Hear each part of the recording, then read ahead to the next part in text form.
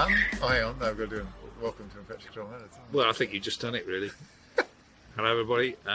We're in Amsterdam, 2 years on from the last time where we were at. Where were we? We were at Interclean. Yeah.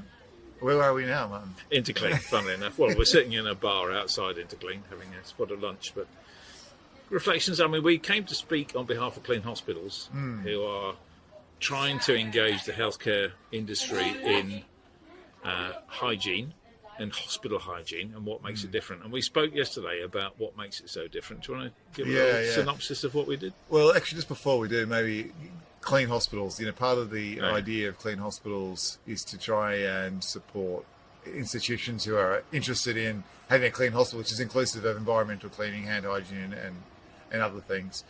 And there's a range of resources that people can sign up for. It's a free service based out of Geneva.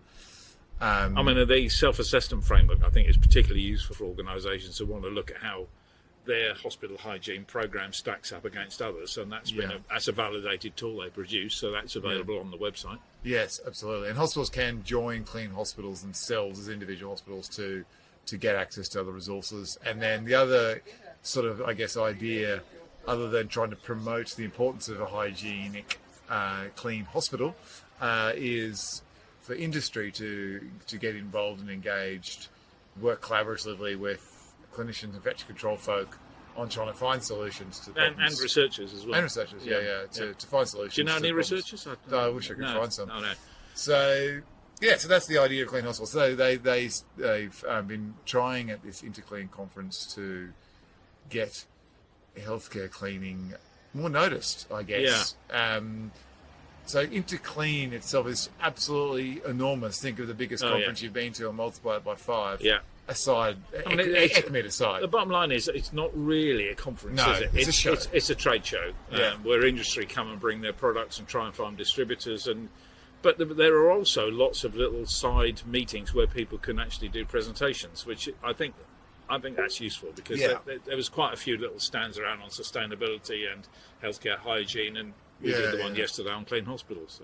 So. I think there's probably half a dozen airport hangar sizes of different exhibitions and stands, and the health and hygiene is in one small one of those. Yeah. And within that, it's very limited to probably the people listening to this podcast who are probably most interested.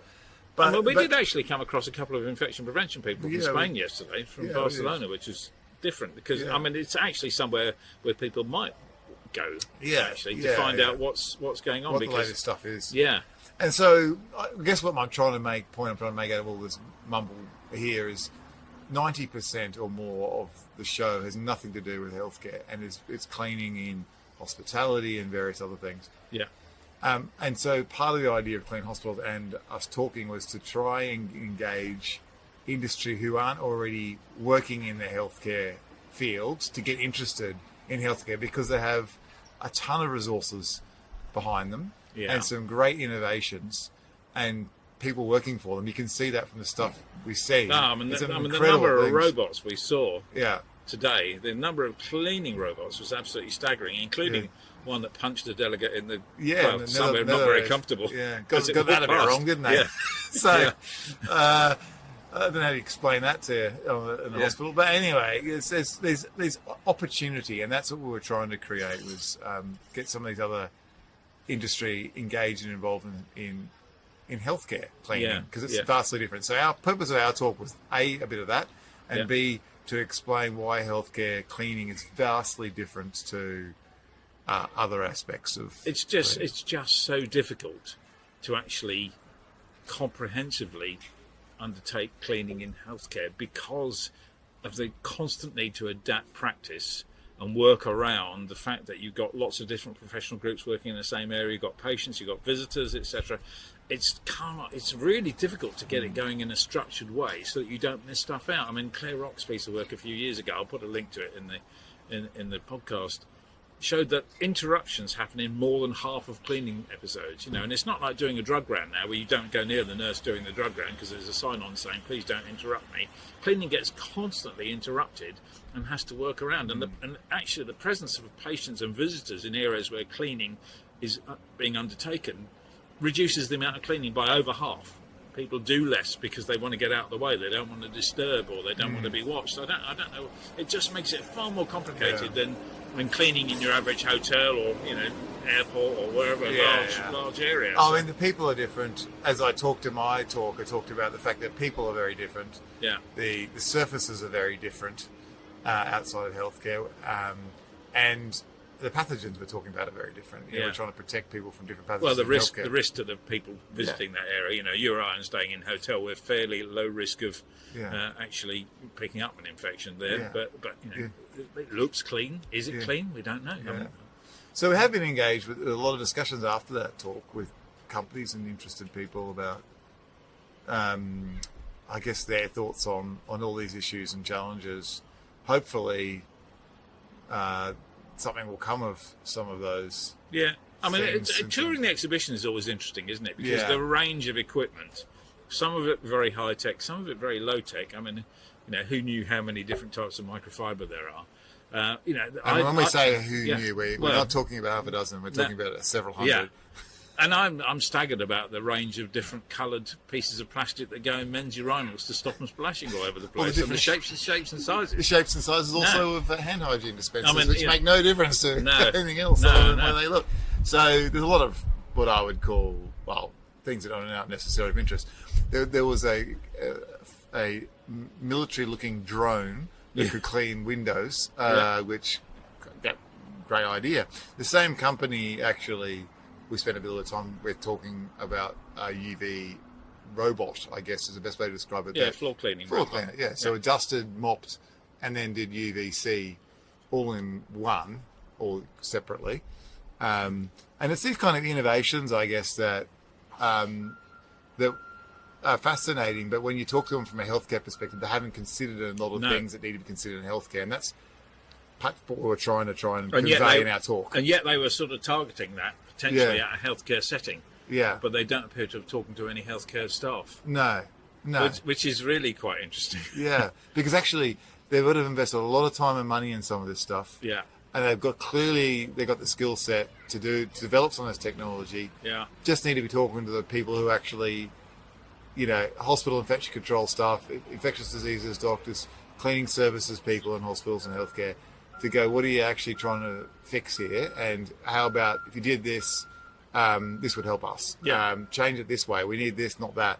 And so some of the things that we asked were things, you asked about, can you clean the water? Well, the water tank, that was great, because he lifted up the lid, lifted it out, and we thought, wow, that's fantastic. Turned out that was the dirty water reservoir, which you could take out and really clean well. But the clean water reservoir, you can't. No. And his idea was, there's a chemical that can go in that, and that'll be fine. Ozone, I think. Ozone, Well, if you got a biofilm, of course, that's not necessarily going to work. So talking to people in the first place, we could have maybe saved him some design time trouble, But they were also very interested in taking that away. They were. And thinking about how they could do that better. Given that where that country, the country that's come from China, it's probably been redesigned by 5 o'clock this evening. Yeah. It's in manufacture, because they're quite nimble, aren't they? The other thing I thought was quite interesting was in the food industry in the States, evidently you have to prove that the disinfectants you're using on surfaces are the concentrations that they say they are. We don't bother with that in healthcare, but they had some really quite nice little simple test strips that you could actually use to check your chlorine levels or your quat levels or your peracetic acid levels or your hydrogen peroxide levels. Yeah. I'd like to see a piece of work done on that, really, because as we know, Mark Garvey's work on chlorine, hardly any of the concentrations are up to scratch. Curtis Donsky's done work showing that the locally produced quats often are nowhere near where they should be. And interesting, the food industry is interested in that, but we're not in healthcare. Yeah. Probably because you're out of business if you poison a load of people, whereas actually it doesn't really cut the same cloth, does it? One of the other things that struck me is probably some of the more important discussions that happen at these things are just the I don't want to use the word networking, but it's the conversations that happen on the side, and people with problems where you sort of sit down and go, how would you fix this? Yeah. And we were at the iClean conference in Sydney a few weeks ago. Yeah. One of the things I really liked about that conference was it's a very engaged group. They had it over 3 days. There was one targeted for I guess more infection control related folk. There were some that were targeted for more cleaning environmental services managers and folk, and then some for the private sector. And the best things, I think, for that was the niche way in which that was delivered, small groups. So there was lots of opportunities to network, to talk about problems and how we fix it, and have people had different ideas. No one knows the answer to everything. And I really liked that about it. And I see a bit of that at this conference on some of the smaller booths that are going on. The passion of people to do the right thing, those working at the coalface, they're desperate to do a really good job. And at this conference, people seem to be desperate to network and produce equipment. I just wish that the two were sort of joined together, because I find often people working in healthcare cleaning have to take what's available rather than what's designed a bit more with healthcare in mind. The different types of surfaces. A lot of the equipment we saw today was for cleaning carpets, etc. Well, we don't have those in healthcare. So, and some of the kit is far too big anyway. So, some of the kit, you wouldn't fit in a massive shed in your backyard. You've got acreage. No, but I suppose there are. If you look at an airport, you've got massive or a railway station, massive services to clean. So, it'd be good to see more dialogue, really, because I think there's certain things you could walk around there and think, actually, that would fit really well in healthcare, and we haven't thought about that at all, like the testing of the local testing of the disinfectant. There's no point in having a policy that says, we're going to use, for example, 1,000 ppm chlorine, when you go and test it, it's all about 200 ppm. So it's, homeopathy for disinfection. It doesn't really work, I don't think. No. So anyway, it was an interesting. As ever, it's just the size of it is staggering. I just wish there'd been more people came along to listen to the healthcare cleaning, and so we've got to get better and smarter about getting over the message that actually healthcare is an important aspect of cleaning. And there are big opportunities. And it's not a small number of hospitals and residential care in the world. There's a market there. And it's a very different approach to non-healthcare settings. Yeah. And I think that's the other key message. You've got to take into account all the behavioural aspects and the constant need to adapt and the lack of structure often. The need for flexibility, really. Yeah, absolutely. Yeah. Well, good, man. Thanks for the chat. We'll hopefully our lunch will be here shortly.